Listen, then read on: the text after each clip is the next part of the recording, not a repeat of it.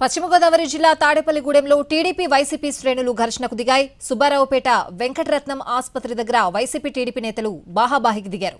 Deputy CM కొట్టు సత్యనారాయణ, కూటమి ఉమ్మడి అభ్యర్థి బొలిశెట్టి శ్రీనివాస్ మధ్య మాటల యుద్ధం జరిగింది. అటు తర్వాత తోపులాట చోటు చేసుకుంది.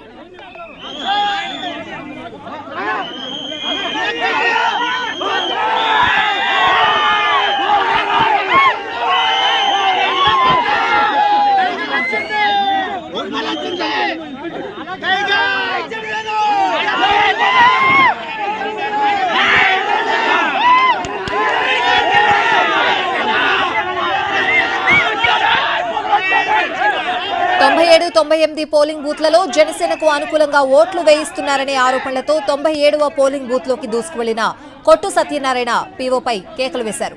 ఆ వెంటనే అక్కడికి చేరుకున్న బొలిశెట్టి శ్రీనివాస్ వాగ్వాదానికి దిగారు. ఒకరిపై ఒకరు దూషణలు చేసుకుంటూ బాహాబాహికి దిగారు. అక్కడే ఉన్న పోలీసులు ఇద్దరిని బయటకు పంపారు.